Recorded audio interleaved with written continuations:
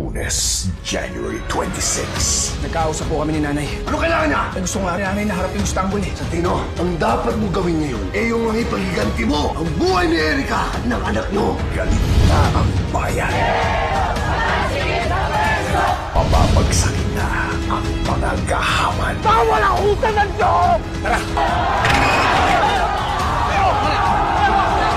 Taong bayan laban sa mga gerero. Tatanggalin nila tayo sa pwesto! Hindi ako papayag. Pinahintulutan ko kayo gumamit ng lakas.